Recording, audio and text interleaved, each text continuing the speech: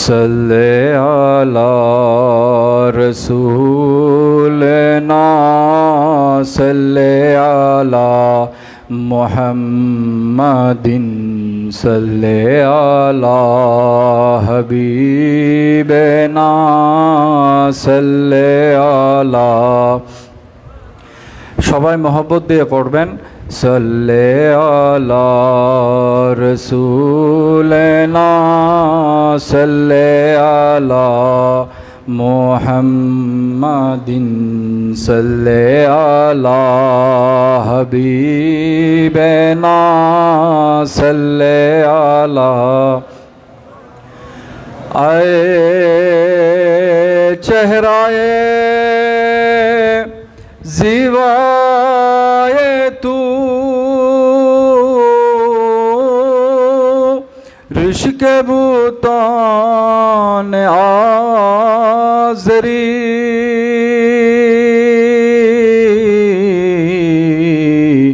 हर चंद वस्वत मी कूनम दर हुस्नो जा बला तेरी सल्ले अला रसूलना सल्ले अला मुहम्मदिन सल्ले अला हबीबना सल्ले अला। आफ कहा गर्दीद मुहरे बूता वर्जीद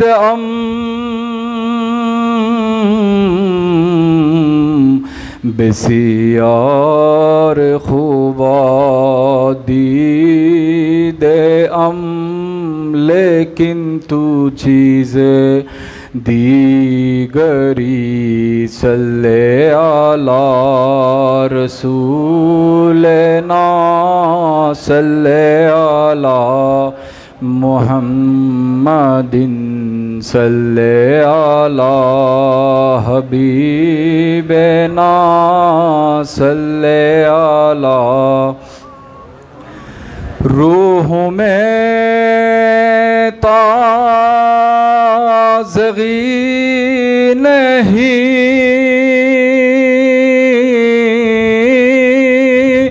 क़ल्बों में रोशनी नहीं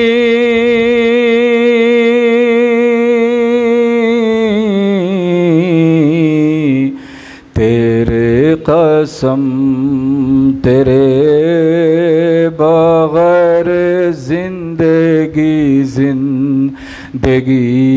नहीं सल्ले अला रसूलना सल्ले अला मुहम्मदिन सल्ले अला हबीबना सल्ले अला।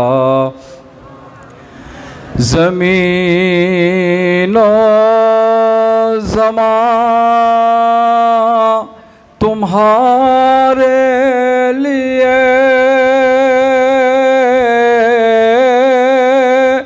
मकीनो मकान तुम्हारे लिए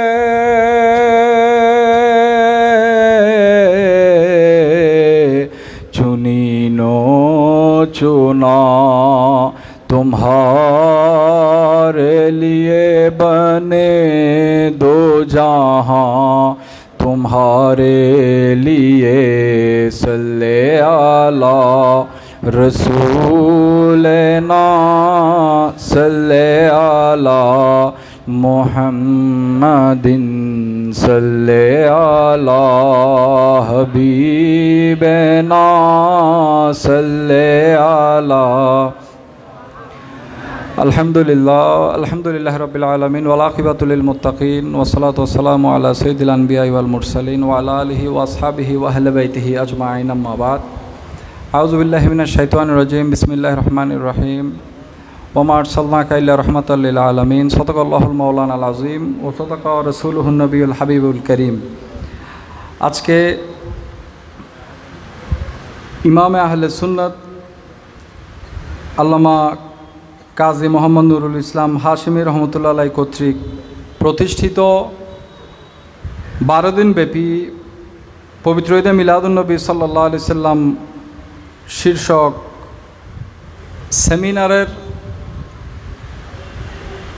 প্রত্যাহ সদারতকারী জানশীনে ইমাম আহলে সুন্নাত অধ্যক্ষ মৌলানা কাজী আবুল বয়ান হাশিমি মাদ্দাজিলহুল আলী, সহসভাপতি বাংলাদেশ জমিয়তুল মুদাররিসিন কেন্দ্রীয় সংসদ ও সভাপতি চট্টগ্রাম মহানগর। আজকের মাহফিলের সম্মানিত আরজ গুজার আলহাজ সুফি মোহাম্মদ মিজানুর রহমান ইসাপুরি মাদ্দাজিলহুল আলী, চেয়ারম্যান পিএইচপি ফ্যামিলি, প্রধান উপদেষ্টা আঞ্জুমানে মুহিব্বানে রসুল সাল্লাল্লাহু আলাইহি সাল্লাম গৌসিয়া জিলানি কমিটি বাংলাদেশ এবং সার্বিক অভ্যর্থনায় শাহজাদা মৌলানা কাজী আবুল এহসান হাশিমি মাদ্দাজিলহুল আলী, শাহজাদা মৌলানা কাজী আবুল বুরহান হাশিমি মাদ্দাজিলহুল আলী। আজকের মাহফিলে আগত দূর দূরান্ত থেকে সকল ধর্মপ্রাণ মুসলমানগণ, আশেকে রসুলগণ, গোলামানে আহলে বাইতে রসুলগণ, ইমামে আহলে সুন্নতের সম্মানিত মুরিদান, আশেকান, ভক্তবৃন্দগণ, বর্তমান জানশীন খলিফা হুজুরের মুরিদান, আশেকান, ভক্তবৃন্দগণ, আসসালামু আলাইকুম ওয়া রাহমাতুল্লাহি ওয়া বারাকাতুহু। আল্লাহ পাক রব্বুল ইজ্জত আজকের এই মোবারক মজলিসের মধ্যে আমাদের সকলকে আসার বসার তৌফিক দান করেছেন বলে আলহামদুলিল্লাহ। প্রিয় উপস্থিতি, 12 দিন ব্যাপী একটা মাহফিলের আয়োজন করা এটা কিন্তু সহজ বিষয় নয়। প্রত্যেকটা জায়গার মধ্যে, প্রত্যেকটা দরবারের মধ্যে যখন যাবেন একটা জিনিস খেয়াল করবেন,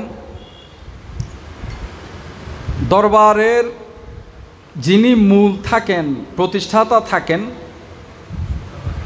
উনার হায়াতে জিন্দেগির মধ্যে ওই দরবারে দ্বীনি কার্যক্রম কতটুকু ছিল,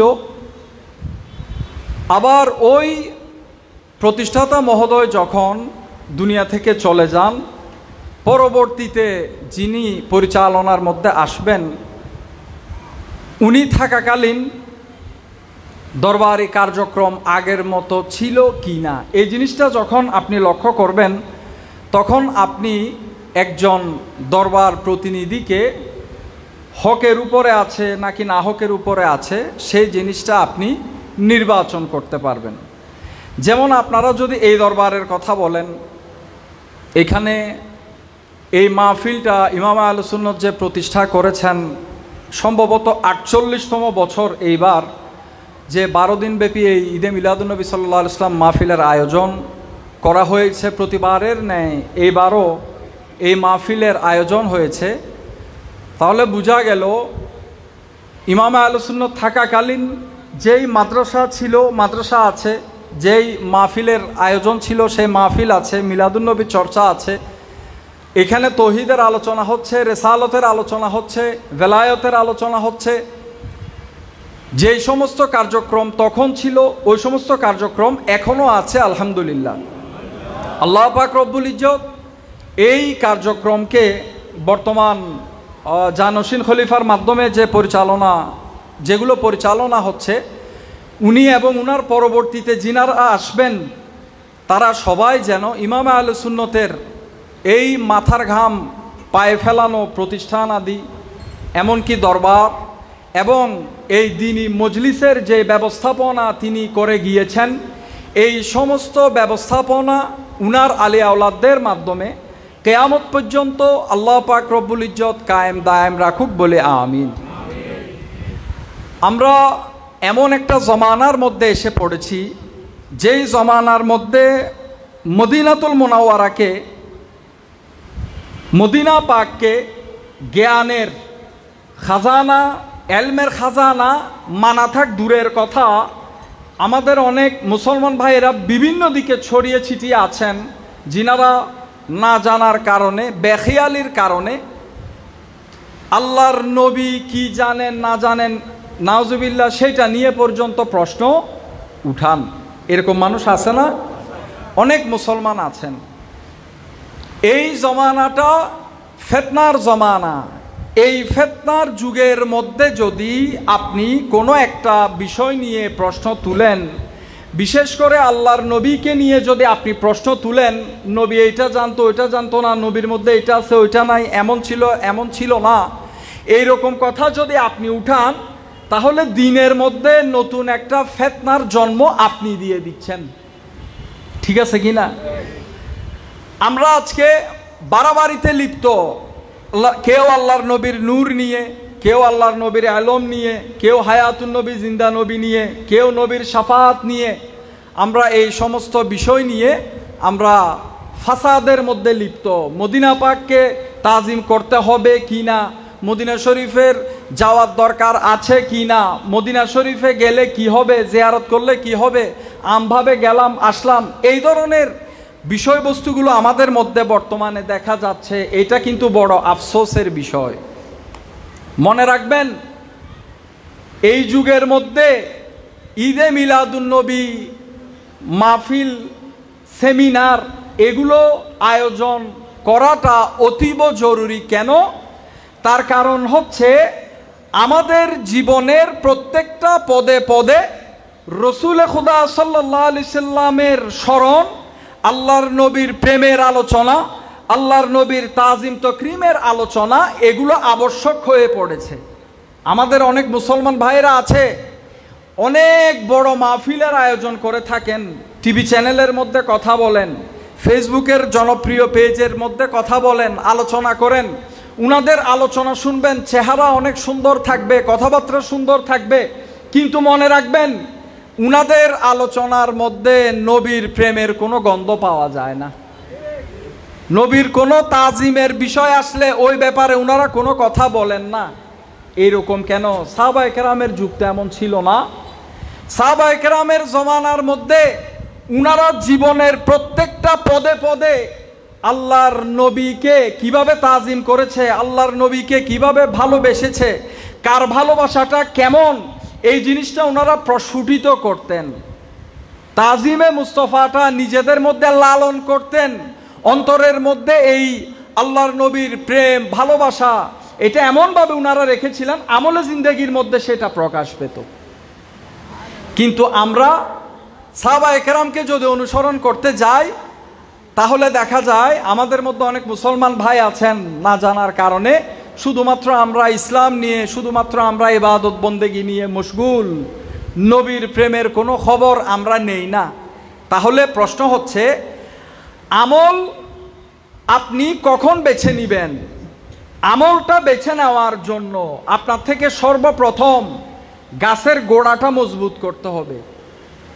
আপনার গাছের গোড়া যদি পচে যায়, সে গাছে পানি দিলে কোনো ফল আসবে? কোনো ফল আসবে? আসবে না। আপনার গাছটা যখন মজবুত থাকবে, জিন্দা থাকবে, সতেজ থাকবে, তখন সেইটার মধ্যে আপনি পানি দিলে ডালপালা বের হবে, ওই গাছ আপনাকে ফল দিবে। তো আমল হচ্ছে এগুলো শাখা প্রশাখা, মূল যে স্থপতিটা, যেই মূল গোড়াটা, যেটা ছাড়া আমল বেকার, সেই মূল জিনিসটা হচ্ছে ঈমান। আর ঈমানের হেফাজত আমলের মধ্যে নয়, ঈমানের হেফাজত নবীর ভালোবাসার মধ্যে নিহিত। তাহলে নবীকে ভালোবাসতে হবে কিনা? বুখারী শরীফের হাদিস যদি আপনি খুলে দেখেন, আহলে হাদিস ভাইরাও আছেন, আক্রমণাত্মক না, ভাই হিসেবে বলছি, যেহেতু একজন মুসলমান আরেকজন মুসলমানের ভাই, আমাদের আহলে হাদিসের ভাইয়েরাও আছেন, যে হাদিসের আলোচনা আমরা করি, এটা ভালো কথা। নামাজের কথা বলছেন, রোজার কথা বলছেন, হজের কথা বলছেন, যাকাতের কথা বলছেন, তামাম ইবাদত বন্দেগীর কথা বলছেন। আল্লাহ সুবহানাহু ওয়া তাআলা কোনটাকে আমাদের উপর ফরজ করেছেন, আল্লাহ কোন জিনিসকে হালাল করেছেন, কোনটাকে হারাম করেছেন, তামাম বিষয় সম্পর্কে আমরা আলোচনা করি।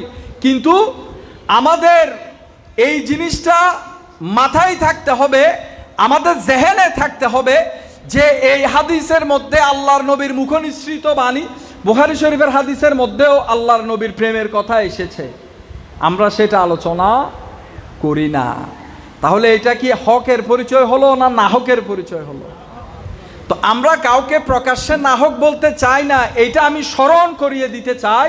বুখারী শরীফের মধ্যে, মুসলিম শরীফের মধ্যে আল্লাহর নবীর প্রেমের কথা, তাজিমের কথা আছে, এইরকম হাদিসও বর্ণিত হয়েছে। আমরা আমলের কথা বললে পাশাপাশি এইগুলার আলোচনাও আমাদের থেকে করতে হবে। শুধু আমরা নয়, পূর্ববর্তী নবীগণ পর্যন্ত আল্লাহর নবীর তাজিম করতেন। যেমন দেখেন, হযরতে সুলাইমান আলাইহিস সালামের একটা ছোট ঘটনা আমি সংক্ষিপ্ত পরিসরে বলছি, যেহেতু এখানে অনেক আলেম ওলামাগণ আছেন যিনারা তকরির করবেন। এটা ইবনে আসাকের দ্বিতীয় খণ্ডের 265 পৃষ্ঠার মধ্যে বর্ণনা করেছেন যে হযরতে সুলাইমান আলাইহিস সালাম যখন ইস্তেখার থেকে ইয়ামেনের দিকে যাচ্ছিলেন, কিসে করে? উনার বাহনে করে, যে বাহনটা, যে সিংহাসনটা আকাশের মধ্যে উড়ে বেড়াতো। হযরতে সুলাইমান আলাইহিস সালামের একটা সিংহাসন ছিল, তথা একটা তখ্ত বলা হয়, কিংবা সিংহাসন বলতে পারবেন, বাহনও বলতে পারেন, এটা আকাশে উড়তো। তিনি ইস্তেখার থেকে ইয়ামেন যাওয়ার সময় কাবা শরীফের পাশ দিয়ে যখন তিনি অতিক্রম করছিলেন, তখন সুলাইমান আলাইহিস সালাম যখন যাচ্ছেন, কাবা শরীফ ক্রন্দন করতে লাগলো, কান্না করতে লাগলো। আল্লাহ পাক রব্বুল ইজ্জত কাবাকে জিজ্ঞাসা করলো যে, হে কাবা, তুমি কান্না করছো কেন? তখন কান্নার কারণ হিসেবে কাবাতুল্লাহ আরজ করলো, আল্লাহর দরবারে আরজ করলো যে, হে আল্লাহ, আপনার একজন পয়গম্বর তিনি আমার পাশ দিয়ে যাচ্ছেন, উনার সাথে উনার সাহাবীরা, উনার সাথে অন্যান্য নবী আলেমগণ যিনারাই আছে উনার সফর সঙ্গী হিসেবে, তারা সবাই উনার সাথে আছে। উনারা আমি কাবার পাশ দিয়ে চলে যাচ্ছে, কিন্তু এখানে উনারা নামাজ আদায় করতেছে না। আমি কাবা এই জন্য কান্না করছি, আমার চতুর্দিকে সবগুলা মূর্তি, সবগুলা কি মূর্তি, এখানে চতুর্দিকে মূর্তির পূজা হচ্ছে, কিন্তু আপনি খোদাকে স্মরণ করে কেউ সিজদা রইস হচ্ছে না, আপনি খোদার জন্য কেউ সিজদায় পড়তেছে না, আপনাকে লক্ষ্য করে আপনার স্মরণে কেউ নামাজ আদায় করতেছে না। সব মূর্তি পূজারীদের মধ্যে আমি কাবা রয়েছি, আপনার নবী উড়ে চলে যাচ্ছে উনার বাহন নিয়ে। তো আল্লাহ পাক রব্বুল ইজ্জত কাবাকে বললেন যে, তুমি কান্না করিও না, অতি শীঘ্রই আমি আল্লাহ এই মক্কার মধ্যে একজন নবী পাঠাবো এবং একটা আসমানি কিতাব নাজিল করব। শুধু তাই নয়, তুমি কাবাকে আমি সিজদাকারী চেহারা দিয়ে ভরপুর করে দিব। এই মক্কার মধ্যে এমন সব মানুষ থাকবে যারা শুধুমাত্র আমি খোদার ইতাআত করবে, যারা শুধুমাত্র আমি খোদার ইবাদত বন্দেগী করবে। এইরকম চেহারা দিয়ে মক্কাকে আমি ভরপুর করে দিব। তাফসীরে রুহুল বয়ানের মধ্যে এসেছে যে একদা সুলাইমান আলাইহিস সালাম উনার বাহন নিয়ে সারা পৃথিবী ভ্রমণ করছিলেন। ভ্রমণ করার সময় একটা জায়গার মধ্যে গিয়ে উনি হুকুম দিলেন, শাহী বাহনটা নিচের দিকে নামলো। নামার পর হযরতে সুলাইমান আলাইহিস সালাম সেই বাহন থেকে নেমে গেলেন, নেমে নিজে পায়ে হাঁটছেন এবং উনার সাথে যে সমস্ত সফর সঙ্গীরা ছিল তাদেরকে তিনি হুকুম দিলেন, সবাই এই জায়গাটা পায়ে হেঁটে অতিক্রম করো। তো সবাই পায়ে হাঁটতে লাগলো। হযরতে সুলাইমান আলাইহিস সালাম হাঁটতেছেন, উনার সাথে সফর সঙ্গীরা হাঁটতেছেন। হাঁটতে হাঁটতে নির্দিষ্ট একটা জায়গা ক্রস করলেন, নির্দিষ্ট একটা জায়গা অতিক্রম করলেন। অতঃপর বাহনের মধ্যে ওই আল্লাহর পয়গম্বর উঠে বসলেন এবং উনার সফর সঙ্গীরাও বাহনের মধ্যে উঠে বসলো।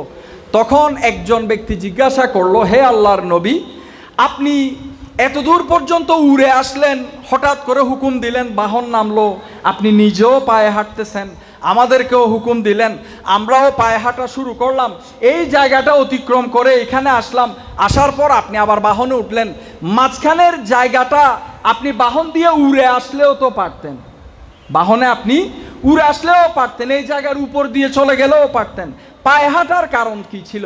তখন হযরতে সুলাইমান আলাইহিস সালাম উত্তর দিলেন, আমি এই জায়গাটি পায়ে হেঁটে আসার কারণ হলো এইটা সেই জায়গা যেই জায়গার মধ্যে আখেরি নবী হিজরত করে আসবেন। এই সেই জায়গা যেখানে আখেরি নবী হিজরত করে আসবেন। শুধু তাই নয়, এই জায়গার মধ্যে উনার শেষের জীবনের কিছু বছর তিনি এইখানে কাটাবেন, এমনকি উনাকে এই জায়গার মধ্যে দাফন করা হবে। যদিও তোমরা আজকে দেখতে পাচ্ছ এই জায়গাটা খালি একটা জায়গা, এখানে কোনো মানুষজন নাই, যদিও তোমরা এটা আজকে দেখতে পাচ্ছ, কিন্তু এটা এরকম থাকবে না। এক সময় জায়গাটা আবাদ হবে, এই জায়গার নাম হবে মদিনা। আখেরি নবী এখানে হিজরত করে আসবেন, উনার জীবনের একটা নির্দিষ্ট অংশ সময় এখানে কাটাবেন।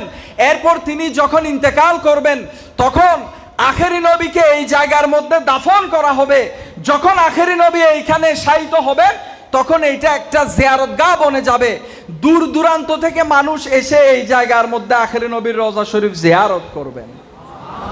তাহলে আল্লাহর নবী মদিনা পাকের মধ্যে যেই জায়গায় আল্লাহর নবী যাবেন, যেখানে রসুলের হুজরা শরীফ হবে, যেখানে নবীকে মদফুন করা হবে, যেখানে নবীকে দাফন করা হবে, 1000 বছর আগে সুলাইমান আলাইহিস সালাম যাওয়ার সময় আল্লাহর পক্ষ থেকে যখন হযরত সুলাইমানকে জানানো হলো এই জায়গা হচ্ছে সেই জায়গা যেখানে আখেরি নবী আসবে, এইখানে আখেরি নবীর মাজার হবে, হযরতে সুলাইমান বাহন থেকে নেমে গেলেন।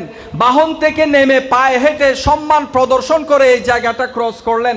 হযরতে সুলাইমান যদি আখেরি নবী 1000 বছর পর, মিনিমাম 1000 বছর পর দুনিয়াতে আসবে, মিনিমাম 1000 বছর পর, নবী এখনো দুনিয়ায় আসেন নাই, এইটা জানার পরেও নবী এখনো আসে নাই, নবী গায়েব, নবী হাজির নয়, এইটা জেনে বুঝে সুলাইমান আলাইহিস সালাম যদি আল্লাহর নবীর তাজিম করার উদ্দেশ্যে এই জায়গাটা যদি পায়ে হেঁটে পাড়ি দিতে পারে, আমরা আল্লাহর বান্দারা, নবীর উম্মতেরা, আশেকে রসুলরা, গুলামান আহলে বাইতের রসুলরা, আমরা আজকে যেই নবীর অনুসরণ করছি, যদিও নবী আমাদের সামনে সশরীরে হাজির নাই, তো নবীর সম্মানে আমরা বসার থেকে কি উঠে দাঁড়াতে পারি না? পারি কি না? নজরিয়া, সবচেয়ে বড় জিনিস হচ্ছে আপনার নজর। আপনি কোন চোখে নবীকে দেখছেন, জাস্টিফাই করছেন, এইটা হলো আপনার দেখার বিষয়। আপনি এমন একটা চশমা দিলেন যেটা দিয়ে সব সময় নবীর দোষ খুঁজে বেড়ান, এরকম চশমা নিলে আপনি মদিনা পাকেও আইব আর আইব দেখবেন, অন্যান্য কিছু দেখবেন না। ফাকাত ইসলামের আলোচনা করে শুধুমাত্র আমলের কথা বলে আপনি জান্নাতে চলে যাবেন, এটা আপনার ভুল ধারণা। এই ধারণা পোষণ করবেন না। সময় থাকতে অন্তরের মধ্যে সাহাবায়ে কেরাম যেভাবে রসুল খুদাকে ভালোবেসেছিল ওইভাবে আল্লাহর নবীকে ভালোবাসার চেষ্টা করেন।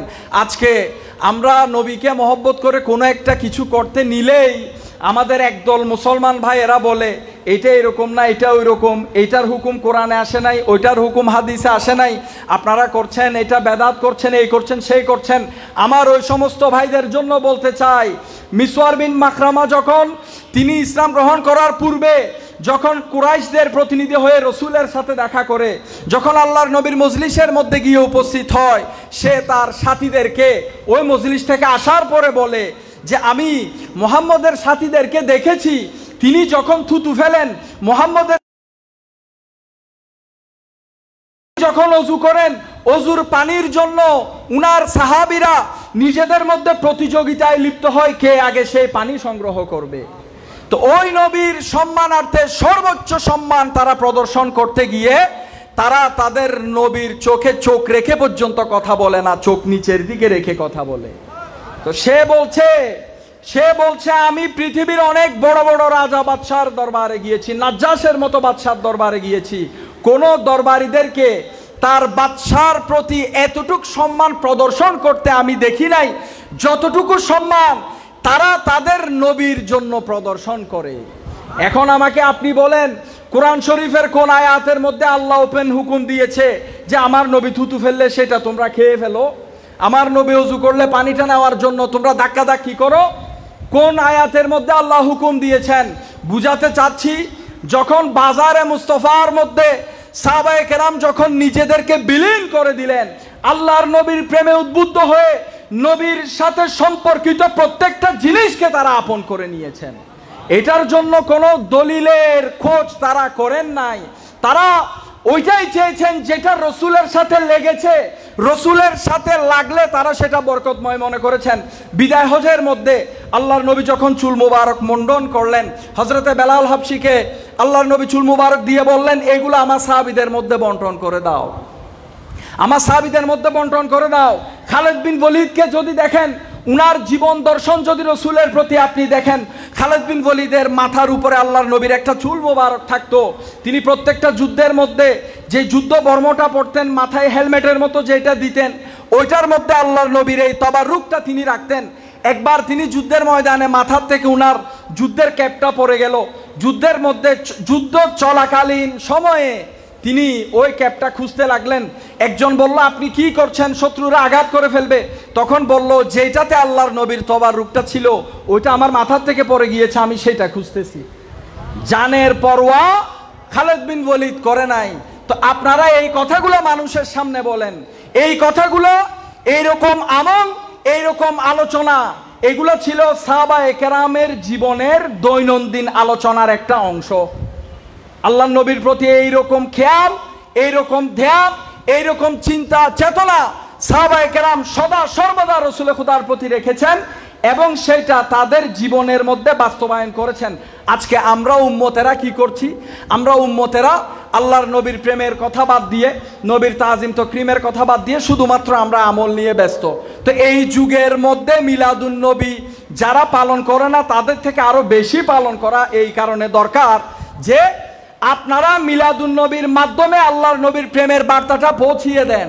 মনে রাখবেন, ইমাম হোসাইন যখন কারবালার প্রান্তে ছিল, মুষ্টিমীয় কিছু মানুষ ইমাম হোসাইনের সঙ্গী সাথী সহ দাঁড়ালে আপনি এক চোখে দেখবেন এজিদি সৈন্য ছিল 22,000। হকের পক্ষে মানুষ কম থাকে, কম থাকলেও হক সেটা হক, না হকের পক্ষে মানুষ হাজার না লক্ষ কোটি মানুষ থাকলেও না হক এটা সবসময় না হক। মানুষ হকের পক্ষে কম আছে তার মানে এই নয় যে আপনি হকের সাথে যাবেন না। আপনার থেকে হকের সাথে থাকতে হবে, আপনি রসুলকে ভালোবাসতে হবে, রসুলকে ভালোবেসে আপনি আল্লাহর ইবাদত করেন, নবীর প্রেম অন্তরে রেখে আপনি আল্লাহর ইবাদত করেন, তাহলে ওই আমল আপনার জন্য কাজে আসবে। যে সমস্ত আমার মুসলিম ভাইয়েরা এইসব কথা বলে থাকে, নামাজের মধ্যে আল্লাহর নবীকে স্মরণ করলে নাউজুবিল্লাহ গরু গাদার কথা তারা বলছে। এক কথায় যদি বলি, নামাজের মধ্যে রসুলের খেয়াল আসলে নামাজও হবে না, এটা সারাংশ তারা মূল বক্তব্য বুঝাতে চাচ্ছে। এইরকম কথাও তারা বলে, কিন্তু হাদিস শরীফের মধ্যে ওইসব হাদিসে তাদের চোখ পড়ে না। যখন আবু বকর সিদ্দিক ইমামতি করার সময় আল্লাহর নবী আসলেন, আল্লাহর নবীর জন্য সাহাবায়ে কেরাম নামাজের কাতার ছেড়ে দিতেন, আল্লাহর নবী সরাসরি হেঁটে এসে আবু বকর সিদ্দিক জায়নামাজ ছেড়ে পিছনে নেমে যেতেন হালতে নামাজের মধ্যে। আবু বকর সিদ্দিককে আল্লাহর নবী বলেন, তুমি ইমামতি করো। আবু বকর সিদ্দিক বলে, না, আবু কুহাফার ছেলের এমন কোন জুররত, আল্লাহর নবী পিছনে দাঁড়াবে, আমি ইমামতি করব। ইয়া রাসূলুল্লাহ, আপনি ইমামতি করুন। আল্লাহর নবী নামাজ পড়ালেন, বাকি নামাজ এতটুকুর মধ্যে পড়ে ফেললো। কোনো একটা হাদিসে কোনো একটা সাহাবী এটা বলে নাই, হালতে নামাজে রসুলের সাথে কথা বলার কারণে নামাজ ভেঙেছে। আর এদিকে আমাদের মুসলমান ভাইরা বলছে নবীর খেয়াল আসলে নাকি নামাজ ভেঙে যায়। তাহলে আপনাদের সামনে থেকে, আমাদের সামনে থেকে কিভাবে করে এইরকম সুস্পষ্ট দলিলগুলো কিতাবে থাকার পরেও আপনাদের সামনে বলা হচ্ছে না, আপনাদেরকে আমাদেরকে বোকা বানানো হচ্ছে। এটা বড়ই একটা কঠিন সময়, এটা একটা ফিতনার যুগ। এই যুগের মধ্যে আমাদের থেকে মাথায় রাখতে হবে, এই যুগের মধ্যে আমরা কোনো অবস্থাতে আল্লাহর নবীর সাথে গাদ্দারি হবে, আল্লাহর নবীর সাথে বেয়াদবি হবে, এইরকম কোনো বিষয়ে আমরা যেতে পারবো না। সদা সর্বদা আল্লাহর নবীকে ভালোবাসা এবং নবীকে তাজিম করা, এটা নিজের জীবনের মধ্যে দৈনন্দিন একটা রুটিন বানিয়ে নেন যে আপনি দিনে 1 মিনিট হলেও আল্লাহর নবীকে নিয়ে চিন্তা করবেন। সাহাবায়ে কেরাম এরকম ছিল। কোন একজন সাহাবী বলছে, ইয়া রাসূলুল্লাহ, আমি যখন আমার ঘরের মধ্যে থাকি তখন আমার ঘরে থাকা অবস্থায় আমি অস্থিরতা করি। তো কি জন্য? তখন তিনি বলেন, ইয়া রাসূলুল্লাহ, আমি এই জন্য অস্থির হই যে কখন আমি আপনার দরবারের মধ্যে আসব, বারগাহে রিসালাতের মধ্যে এসে আপনি রসুলের জিয়ারত করব। আপনি রসুলকে না দেখলে ঘরের মধ্যে অস্থিরতা লাগে। আপনি রসুলের কথা চিন্তা করে আমি এই কথাটা আমার মাথায় আসে, জান্নাতের মধ্যে পরকালে আপনি রসুল পয়গম্বরদের সাথে থাকবেন। তো আমরা তো আপনাকে দেখব না। সাহাবায়ে কেরামের জীবনের একটা আমল দেখেন, চিন্তা চেতনা দেখেন, উনাদের মেন্টালিটিটা দেখেন। আমরা চিন্তা করি আমরা কিভাবে জান্নাতে যাব, জান্নাতে গেলে আমরা শান্তি। সাহাবায়ে কেরামের শান্তি এখানে নাই। উনারা বলছে জান্নাতে গেলেও শান্তি নাই, জান্নাতে গিয়ে রসুলকে দেখব তারপরে আমাদের শান্তি আসবে। তো আল্লাহর নবী উনি যখন আল্লাহর নবীকে জিজ্ঞাসা করলেন, ইয়া রাসূলুল্লাহ, আপনি তো পয়গম্বরদের সাথে আরো আলা ওয়ালা মাকামে থাকবেন, আল্লাহ সাথে সাথে আয়াত নাজিল করে দিলেন। তখন আল্লাহর নবী বললেন যে তুমি তার সাথেই থাকবে যাকে তুমি ভালোবাসো। তো আজকে 1400 বছর পর হলেও আপনি যদি রসুলে খোদাকে ভালোবাসেন, আল্লাহর নবীকে যদি আপনি ভালোবাসতে পারেন একটা পরিষ্কার অন্তর দিয়ে, হয়তোবা জীবনে জানা অজানায় ইচ্ছায় অনিচ্ছায় আপনি গুনাহ করেছেন, নামাজ আপনার থেকে ছুটে গিয়েছে, বিভিন্ন গুনাহে লিপ্ত হয়ে গিয়েছেন, কিন্তু মনে রাখবেন কাল হাসরের ময়দানের মধ্যে রসুলে খুদা সাল্লাল্লাহু আলাইহি সাল্লাম আপনার জমানত নেওয়ার জন্য দাঁড়িয়ে থাকবে।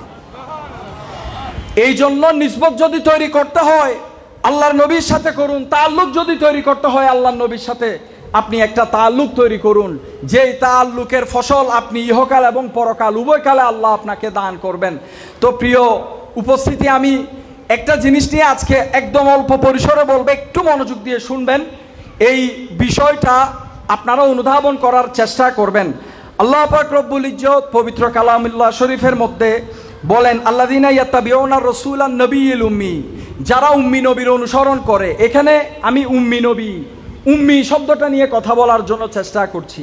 পবিত্র কালামুল্লাহ শরীফের মধ্যে, কোরআন শরীফের মধ্যে আল্লাহ পাক রব্বুল ইজ্জত রসুলকে নবী উম্মি বলেছেন। কি বলেছেন? উম্মি নবী বলেছেন। কি বলেছেন? উম্মি নবী বলেছেন। এখন আমাদের মুসলমান ভাইদের মধ্যে উম্মি নবী নিয়ে যখন উনারা ব্যাখ্যা করতে যায়, এলমের খাজানা মদিনা, এটা তো তখন মানবে, আগে এলমের খাজানা আল্লাহর সৃষ্টি জগতের মধ্যে সর্বশ্রেষ্ঠ, আল্লাহর সৃষ্টির মধ্যে সর্বশ্রেষ্ঠ এলমের খাজানা রসুল, এটা তো মানতে হবে, এরপরেই তো আসবে মদিনা শরীফের কথা।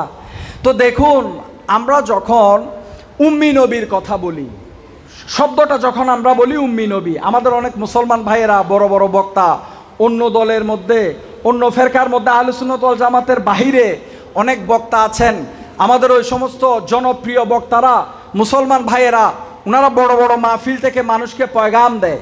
কি পয়গাম দেয়? আল্লাহ পাক রব্বুল ইজ্জত কালামুল্লাহ শরীফের মধ্যে রসুল সাল্লাল্লাহু আলাইহি সাল্লামকে উম্মি নবী বলেছেন।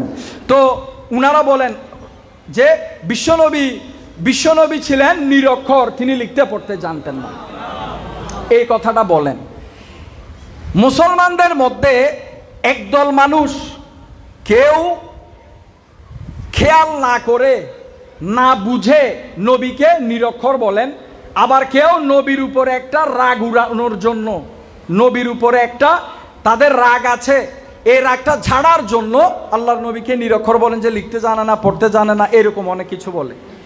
এক শ্রেণীর মুসলমান আছেন যিনারা আল্লাহর নবীর সাথে বেয়াদবি যেন না হয় এই জন্য উম্মি নবী বলতে এইটা বুঝিয়ে থাকেন যে রসুল সাল্লাল্লাহু আলাইহি সাল্লামের একজন শিক্ষক ছিলেন, তিনি ছিলেন স্বয়ং আল্লাহ।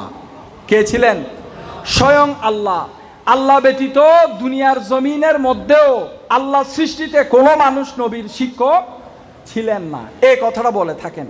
আপনাদেরকে বুঝাতে চাচ্ছি, এটা ভালো করে বুঝে নেন। আজকে এই উম্মি নবী নিয়ে, এই শব্দ উম্মি শব্দ নিয়ে আপনাকে কেউ আর ধোঁকা দিতে পারবে না। আল্লাহর নবী যেই উম্মি, নবীকে যেই উম্মি বলা হয়েছে, যখন উম্মি নবী শুনবেন তখন আপনি এইটা খেয়াল করবেন না যে শুধু নবী লিখতে জানে না, পড়তে জানে না, এতটুক চিন্তা করবেন না, উম্মি নবীর বিশ্লেষণের মধ্যে যাবেন। নবী উম্মি এটা হচ্ছে আমার নবীর একটা লকব। এটা কি? আওয়াজ দিয়ে বলবেন, এটা কি? লকব। নবী উম্মি কেন বলা হলো? উম্মি শব্দটা থেকে, প্রত্যেক বস্তু যেটার থেকে অস্তিত্বে আসে, যেমন আমাদের অস্তিত্বটা এসেছে আমাদের মায়ের পেট থেকে। কিসের থেকে? আমাদের মায়ের পেট থেকে। তো আমাদের মায়ের পেটের মধ্যে সর্বপ্রথম আমাদের বডিটা গঠন হয়েছে, তাহলে আমাদের মূল অস্তিত্বটা এসেছিল মায়ের গর্ভে। প্রত্যেকটা বস্তুর মূল উৎস যার থেকে ওই বস্তুটা অস্তিত্বের মধ্যে আসে, তাকে আরবিতে কি বলে? বলে। আরবি কায়দা হলো ওয়ায়ুকালু লিকুল্লি মা কানা আসলান লিবুজুদি শাইইন মাবদাউ কুল্লি শাই। প্রত্যেক বস্তুর মূল উৎস যার থেকে ওই বস্তুটি অস্তিত্বের মধ্যে এসেছে তাকে বলে, এটা আরবি একটা কায়দা। তো এখন এটার উদাহরণ দিতে গেলে, যেমন আমরা জানি যে লোহে মাহফুজকে উম্মুল কিতাব বলা হয়। কি বলা হয়? আওয়াজ দিয়ে বলেন। উম্মুল কিতাব বলা হয় লোহে মাহফুজ। তো লোহে মাহফুজকে উম্মুল কিতাব কেন বলা হচ্ছে? এই শব্দটা দেখেন, লোহে মাহফুজকে উম্মুল কিতাব কেন বলা হচ্ছে? এই কারণে বলা হচ্ছে, সমস্ত এলমের মূল আস্তানাটা হচ্ছে ওই লোহে মাহফুজ। এমনকি আল্লাহর পবিত্র কালামুল্লাহ শরীফটাও লোহে মাহফুজের মধ্যে সংরক্ষিত আছে। লোহে মাহফুজ থেকে সেটাকে দুনিয়াতে নামানো হয়েছে। সমস্ত এলমের মূলটা লোহে মাহফুজে হওয়ার কারণে লোহে মাহফুজকে উম্মুল কিতাব বলা হয়েছে। এক নাম্বার উদাহরণ, আপনারা কি বুঝতে পারছেন? আর ভেঙ্গে বলবো, এক কথায় যদি আপনাকে আমি বলি, সমস্ত জ্ঞান লোহে মাহফুজ থেকে নামানো হয়েছে, এমনকি পবিত্র কালামুল্লাহ শরীফটাও লোহে মাহফুজ থেকে নেমেছে। জ্ঞানের মূল উৎসটা লোহে মাহফুজ, এই জন্য সেটাকে কি বলা হয়েছে? উম্মুল কিতাব। মুখে মুখে বলেন, কি বলেছে? উম্মুল কিতাব। এক নাম্বার উদাহরণ। দুই নাম্বার উদাহরণ হলো পবিত্র কালামুল্লাহ শরীফের মধ্যে সূরা ফাতিহা। সূরা ফাতিহাকে উম্মুল কুরআন বলা হয়েছে। কি বলা হয়েছে? উম্মুল কুরআন। উম্মুল কুরআন কেন বলা হলো? সূরা ফাতিহা হচ্ছে কালামুল্লাহ শরীফের প্রথম সূরত। এই সূরা ফাতিহার মধ্যে সম্পূর্ণ কালামুল্লাহ শরীফটা নিহিত আছে। এই জন্য যেহেতু এটা কোরআনের মূল, পুরো কোরআন এটার মধ্যে নিহিত, এটা কোরআনের প্রথম সূরত, এই জন্য এটাকে উম্মুল কোরআন বলা হয়েছে। পবিত্র কালামুল্লাহ শরীফে তৃতীয় উদাহরণ, পবিত্র কালামুল্লাহ শরীফে মক্কা নগরীকে উম্মুল কুরআ বলেছে। কি বলেছে? উম্মুল কুরআ বলেছে। তো এখন প্রশ্ন হচ্ছে, কেন মক্কা নগরীকে উম্মুল কুরআ বলার কারণ কি? কারণ হলো হযরতে আব্দুল্লাহ ইবনে আব্বাস, হযরত আব্দুর রহমান বিন সাবেত, ইমাম ইবনে কাসির, ইমাম সুয়ুতি, ইমাম শৌকানি নকল করছেন একটা হাদিস শরীফ। হযরতে কাতাদা রাদিয়াল্লাহু তাআলা আনহু রওয়ায়াত করেন, তিনি বলছেন, মনোযোগ দিয়ে শুনবেন, তিনি বলছেন, আল্লাহ সুবহানাহু তাআলা যখন জমিন সৃষ্টি করেন নাই, আল্লাহ জমিনকে সৃষ্টি করেন নাই, আরশ পানির উপরে ভাসমান ছিল, জমিন এখনো অস্তিত্বে আসে নাই। ওই সময়ের মধ্যে আল্লাহ পাক রব্বুল ইজ্জত যখন জমিনকে সৃষ্টি করতে চাইলেন, সর্বপ্রথম মাটির যেই একটা অংশ, যেই ভূখণ্ডটা পানির থেকে উপরে উঠে অস্তিত্বের মধ্যে এসেছিল, সেটা হচ্ছে মক্কা নগরী। সেটা কি? মক্কা নগরী। তো এইখানে হাদিসের মধ্যে ইমাম জুরকানি, ইমাম কুস্তালানি হাদিস রওয়ায়াত করেছেন, বর্ণনা করেছেন। এইখানে আরো অনেক কথা এসেছে যে আল্লাহ যখন জমিন সৃষ্টি করতে চাইলেন, আল্লাহ পাক রব্বুল ইজ্জত হুকুম দিলেন যে আমার এতাআত করো, আমি খুদার এতাআত করো। সর্বপ্রথম জমিনের যেই টুকরাটা উত্তর দিয়েছিল, হে আল্লাহ আমি আপনার এতাআত করলাম, সেটা হচ্ছে মক্কা নগরীর ওই টুকরা যেটা বাইতুল্লাহ শরীফের চতুর্দিকে জবলে আবু কুবাইস এবং মহল্লা বনে হাশেম, হযরতে মা আমেনার ঘর, যেই ঘরের মধ্যে রাসূল খুদা সাল্লাল্লাহু আলাইহি সাল্লাম দুনিয়ার জমিনে তাশরীফ আনায়ন করেছেন, পুরো জায়গাটা মিলে একটা মাটির অংশ পানির থেকে উপরে উঠলো, একটা জমিনের টুকরা অস্তিত্বে আসলো, সেটা হচ্ছে মক্কা নগরী। উম্মুল কুরা লিআন্নাহা আউয়ালুল আরদ। এইটাকে উম্মুল কুরা এই জন্য বলা হয়েছে, কেননা পৃথিবীর জমিনের মধ্যে সর্বপ্রথম যেই মাটিটা অস্তিত্বে এসেছে, যেই মাটিটা সর্বপ্রথম পানির উপরে উঠে অস্তিত্বে এসেছে আল্লাহর হুকুমে, আল্লাহর এতাআত করছে বলে আল্লাহকে স্বীকৃতি দিয়েছে, সেইটা হচ্ছে মক্কা নগরীর এই জমিনের টুকরা। তাহলে জমিনের মধ্যেও আপনি বাংলাদেশের মাটি বলেন, পাকিস্তান, ইন্ডিয়া, বিভিন্ন দেশের মাটি বলেন, সর্বপ্রথম মাটি কোনটা অস্তিত্বে এসেছে? মক্কা নগরীর ওই মাটি। কাবা শরীফের চতুর্দিক, জবলে আবু কুবাইস, মা আমেনার ঘর, মহল্লা বনু হাশেম সহ পুরো জায়গাটা মিলে সর্বপ্রথম অস্তিত্বের মধ্যে এসেছে, সর্বপ্রথম অস্তিত্বের মধ্যে এসেছে। তো জমিনকে যখন আল্লাহ সৃষ্টি করতে চাইলেন, যেহেতু মক্কা নগরীর জমিনটা সর্বপ্রথম অস্তিত্বে আসলো, সেই জন্য কোরআন শরীফে এটাকে উম্মুল কুরা বলা হয়েছে। তাহলে দেখুন, আল্লাহ বলছেন ইয়া রাসূলুল্লাহ, আল্লাহ বলছেন, আল্লাহ নবীর শানটা দেখেন যে ইয়া রাসূলুল্লাহ, আজকে আমরা 1400 বছর পর আপনার উম্মত হয়ে আমরা আজকে ব্যাখ্যা বিশ্লেষণ না করে আমরা কত ভুল করে যাচ্ছি আল্লাহর দরবারের মধ্যে, এটার জন্য আমরা ক্ষমা প্রার্থী। অনেক মুসলমান ভাইরা না জেনে না বুঝে অনেক তোহমত রসুলের উপরে দিয়ে থাকেন। দেখুন আল্লাহ পাক রব্বুল ইজ্জত বলছেন, হে রসুল, যেমনিভাবে সমস্ত জ্ঞানের মূল উৎসটা, খাজানাটা লোহে মাহফুজের মধ্যে হওয়ার কারণে আমি সেটাকে উম্মুল কিতাব বলছি, যেমনিভাবে সূরা ফাতিহার মধ্যে পুরা কোরআনটা নিহিত থাকার কারণে সেটাকে উম্মুল কোরআন বলা হয়েছে, যেমনিভাবে মক্কার জমিনের টুকরাটা সর্বপ্রথম অস্তিত্বে আসার কারণে সেটাকে উম্মুল কোরআন বলা হয়েছে, ঠিক তেমনিভাবে আমি আল্লাহ সর্বপ্রথম আপনি রসুলের নূর সৃষ্টি করেছি, আপনার নূর থেকে তামাম জাহান অস্তিত্বে এসেছে, সেই জন্য আপনি নবীকে আমি নবী উম্মি বানিয়ে দিলাম। সমস্ত কিছুর মূলের মধ্যে আপনি রসুল আছেন, অতএব আপনাকে নবী উম্মি এটা একটা লকব দেওয়া হলো। আমার নবী যখন নূর হলেন উম্মুল আনওয়ার হয়ে গেলেন, আমার নবী যখন রূহ হলেন এটা উম্মুল আরওয়া হয়ে গেল, নবী যখন নবী হলেন উম্মুন নাবাওয়াত হয়ে গেলেন, নবী যখন দুনিয়ার জমিনের মধ্যে আসলেন নবী উম্মি হয়ে গেলেন। আজকে আমরা উম্মতেরা আল্লাহর নবীর একটা লকব নবী উম্মি, এই লকবটা নিয়ে আমরা বাড়াবাড়ি করতে গিয়ে শুধু শব্দের অর্থটা, শব্দের বিশ্লেষণে আমরা যাই নাই, শব্দের বিশ্লেষণে আমরা যাই নাই, শুধুমাত্র না জেনে না বুঝে আল্লাহর নবীকে নিরক্ষর বলে ফেলছি।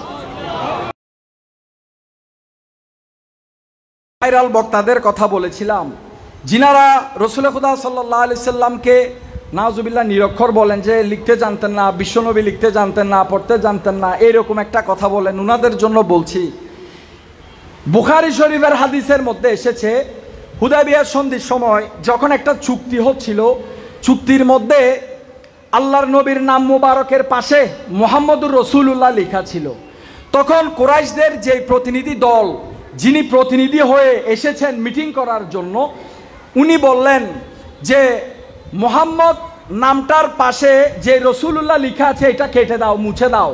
কেন? বলে যে আমরা যদি উনাকে আল্লাহর রসুলই মেনে নিতাম তাহলে তো উনার সাথে আমাদের সন্ধি হওয়ার কোনো দরকার ছিল না। সন্ধি এই কারণেই হচ্ছে আপনারা ওনাকে রসুল মানছেন, আমরা মানছি না। কি কারণে সন্ধি হচ্ছে? আপনারা রসুল মানছেন আর আমরা রসুল মানতেছি না, এই কারণে সন্ধি হচ্ছে। তো আল্লাহর নবী বললেন তো ঠিক আছে, হজরতে মৌলা আলীকে বললেন যে হে আলী, মুহাম্মদের পাশে রসুলুল্লাহটা মুছে দাও। হজরতে মৌলা আলী বললেন ইয়া রসুল আল্লাহ, আপনাকে মিটানো আমার দ্বারা সম্ভব না, আপনাকে মিটানো আমার দ্বারা সম্ভব। আল্লাহর নবী হুকুম দিচ্ছেন, আল্লাহর নবীর সামনে বসা, সশরীরে বসা, সবাই শুনছে, রসুল হুকুম দিলেন রসুলুল্লাহটা কেটে দেওয়ার জন্য, মুছে দেওয়ার জন্য, কিন্তু মৌলা আলী বললেন ইয়া রসুলাল্লাহ এটা আমার দ্বারা সম্ভব। মৌলা আলী ইশকে মুস্তফার বাজারে যে নিজেকে নিলাম করেছেন, মৌলা আলীর মোহব্বত এইটা অনুমতি দিচ্ছে না, আলীর জমির এইটা অনুমতি দিচ্ছে না যে মুহাম্মদ এটার পাশে থেকে রসুলুল্লাহটা মুছে দিব। আলী চিন্তা করলো আমার দ্বারা এটা সম্ভব না, আল্লাহর নবী বললেও সম্ভব না। আল্লাহর নবী বলার পরেও মৌলা আলী এই কাজটা করেন। আল্লাহর নবী তখন কি করলেন? এটাও হয়তোবা মনসায়ে ইলাহি, আমার যেই সমস্ত ভাইয়েরা আজকে নবীকে নিরক্ষর বলছেন, হয়তোবা উনাদের জন্য এটা একটা ঘটনা আল্লাহ প্রকাশ করেছেন। আল্লাহর নবী কি করলেন? হযরত আলী যখন এটা মুছতেছে না, আল্লাহর নবী চুক্তিপত্রটা নিয়ে এটা কেটে দিলেন। কেটে দিয়ে নিজ স্বহস্তে আল্লাহর নবী নিজের হাতে লিখলেন মুহাম্মদ ইবনে আব্দুল্লাহ, নিজের হাতে লিখে দিলেন। তো আপনি তো বলছেন নবী নিরক্ষর ছিলেন, নবী এখানে লিখলো কিভাবে? নবী এখানে লিখলো কিভাবে? আল্লাহ নবীকে শিক্ষা দিয়েছেন। একটা যৌক্তিক কথা শুনেন, আমাদের শিক্ষক এই মাদ্রাসার একজন আরবি প্রভাষক হতে পারে, এই মাদ্রাসার একজন আলেম হতে পারে, আলামিন বাড়িয়ার একজন আলেম হতে পারে, অন্য মাদ্রাসার একজন আলেম হতে পারে, কিন্তু রসুলের শিক্ষক ভিন্ন। রসুলের ব্যাপারে কোনো দুনিয়াবি শিক্ষক নাই। নবীকে শিক্ষা দিয়েছেন কে? আল্লাহ। আমাদের টিউশন টিচাররা বাচ্চাকে যখন পড়াতে আসে, বাচ্চাকে যখন পড়ায়, আমাদের বাচ্চাদেরকে যখন পড়ায়, অনেক টিচার ফাঁকি দেয় না? অনেক টিচার ফাঁকি দেয়। ক্লাসের মধ্যে যখন দরজ দেয়, তখন ক্লাস নেওয়ার সময়, পাঠদান দেওয়ার সময়, তখন অনেক টিচার আছে ফাঁকি দেয়, ক্লাসে গিয়ে ঘুমায়, বসে অনর্থক আলাপ আলোচনা করে। তো এইগুলা হচ্ছে আমরা মানবিক গুণের মালিক, আমাদের মধ্যে মানবিক বৈশিষ্ট্য আছে, মানবিক গুণাবলী আছে, সেই জন্য আমাদের দ্বারা এটা সম্ভব। তো যেই শিক্ষক ছাত্রকে সঠিকভাবে পড়াবে, যেই শিক্ষক ছাত্রের ব্যাপারে ফাঁকিবাজি করবে, দুটোটা শিক্ষক আমাদের মধ্যে আছে। যখন রসুলের শিক্ষকের কথা আসবে, রসুলের শিক্ষক স্বয়ং আল্লাহ। আল্লাহ যদি পড়ায়, আল্লাহ যদি শিক্ষা দেয়, আল্লাহ যদি পুরো কোরআনটা রসুলের সিনা মুবারকে যদি ঢেলে দেয়, তাহলে আল্লাহ কি সেখানে কোনো কমতি রাখবে? কোনো কমতি রাখবে? কোনো কমতি রাখবে না। তামাম কায়নাতের সমস্ত কিছু যদি এই কালামুল্লাহ শরীফের মধ্যে নিহিত থেকে থাকে, আর সেই কালামুল্লাহ শরীফটা কোনো দুনিয়াবী শিক্ষক নয়, স্বয়ং আল্লাহ যদি রসুলকে শিক্ষা দিয়ে থাকেন, সেখানে কোনো ফাঁকফুকর আছে? কোনো ফাঁকফুকর নাই। ওয়ানজালাল্লাহু আলাইকাল কিতাবা ওয়াল হিকমাতা ওয়া আল্লামাকা মা লাম তাকুন তাআলাম। আল্লাহ বলছেন যে আল্লাহ পাক রব্বুল ইজ্জত নবীর উপরে কিতাব নাজিল করেছেন, হিকমত নাজিল করেছেন। আল্লাহ বলছেন ওয়া আল্লামাকা মা লাম তাকুন তাআলাম, ইয়া রাসূলুল্লাহ, আপনি যাহা কিছু জানতেন না, যাহা কিছু আপনি রসুল জানতেন না, আমি খোদা সেই সমস্ত কিছু আপনি রসুলকে জানিয়ে দিলাম। তো এখন নবী কি জানতেন না? সেটা নবী জানেন। আল্লাহ কি জানিয়েছেন? সেটা আল্লাহ জানেন। যিনি দান করেছেন এবং যিনি ওই নিয়ামতটা পেয়েছেন, এটা ওনাদের দুইজনের মধ্যে সীমাবদ্ধ। আমি আর আপনি কথা বলার কোনো এখতিয়ার এখানে নাই যে আমি বলবো নবী এতটুক জানে, আমি বলবো নবী ততটুক জানে, এটা বলার কোনো এখতিয়ার নাই। আল্লাহ বলেছেন আপনি যাহা কিছু জানতেন না, আমি খোদা আপনাকে সব কিছু জানিয়ে দিলাম। আল্লাহর এলম এটা জাতি, আল্লাহকে কেউ এলম দান করে না। রসুলের এলম হচ্ছে আতাই, আল্লাহ দান করেছেন, আল্লাহ দিয়েছেন, আল্লাহ দিয়েছেন বলেই রসুল পেয়েছেন। তো এখন আল্লাহ দান করেছেন, সেই জন্য আমার চোখের দৃষ্টিশক্তি দিয়ে আমি দেখতে পাচ্ছি, আমি শুনতে পাচ্ছি, আপনি পড়াইতে পারতেছেন, চলতে পারতেছেন, উঠতে পারতেছেন, বসতে পারতেছেন।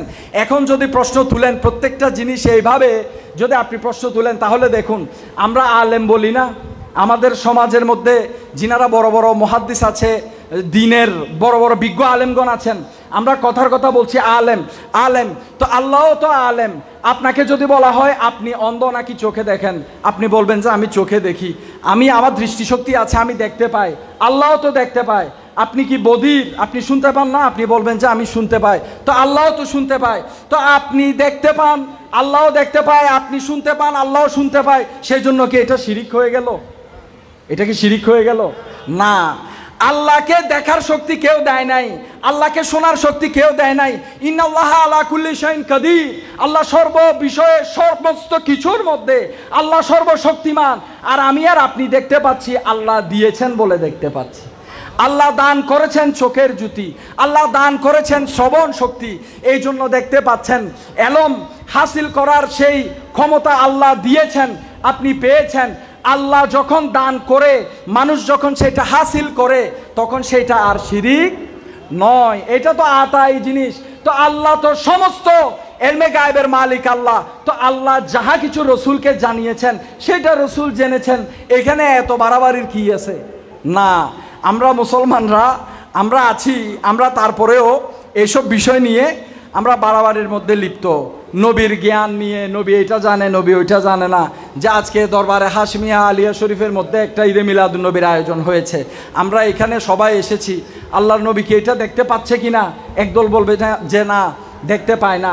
আরে গাফেল, যারা কবরের মধ্যে শায়িত হয়, কবরের প্রশ্ন করার সময় তৃতীয় প্রশ্নে যখন রসুলের কথা বলা হয়, তো আল্লাহর নবী কি এত সস্তা জিনিস যে প্রত্যেকটা মানুষের কবরে কবরে দৌড়াবে? আল্লাহর নবীর কি এত সময় আছে? সারা পৃথিবীর মধ্যে প্রত্যেকটা সেকেন্ডে, প্রত্যেকটা মিনিটে এক একটা লাশ দাফন হচ্ছে না? মানুষ মারা যাচ্ছে না? তো রুহের সওয়াল জবাবের মধ্যে নবী প্রত্যেকটা রুহের কাছে গিয়ে দৌড়াবে। এত সস্তা আমার নবী নয়। আল্লাহর নবী এইখানে যদি কাউকে দাফন করা হয়, এইখান থেকে মদিনা পাকের যে দূরত্ব, সেটা সংকুচিত করা হয়। আপনি রসুল রোজা শরীফের মধ্যে আছে, আপনার খবর থেকে রওজাতুর রসুলের যে দূরত্ব, সেটা সংকুচন করা হবে। আপনি আল্লাহর নবীকে কবরের মধ্যে গিয়ে সামনাসামনি দেখবেন, সামনাসামনি দেখবেন। অনেক ভাইয়েরা আছে যে কবরের মধ্যে যে প্রশ্ন করা হবে, প্রশ্নের উত্তর দিতে পারবো কি পারবো না এটা নিয়ে চিন্তিত। আমি বলি এইটা না।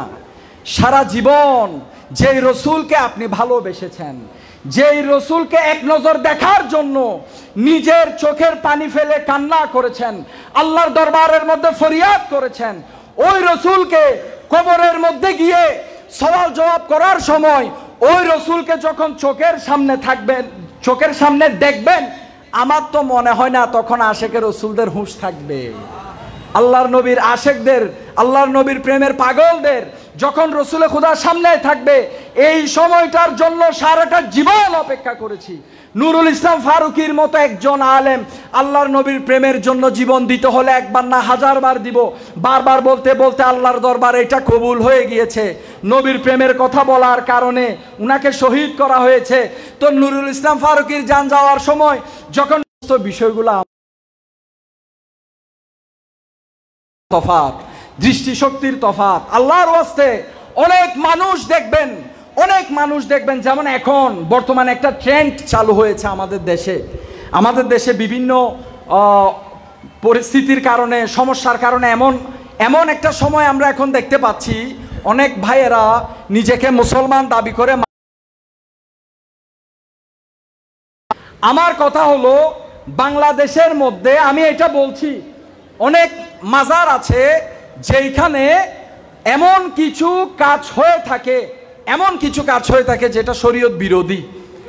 আপনারা যারা আছেন, আপনারা কোনো মাজারের মধ্যে যদি শরীয়ত বিরোধী কার্যক্রম দেখেন, তাহলে আপনারা ওই মাজার কমিটির সাথে কথা বলে এই কাজগুলা বন্ধ করে দেন।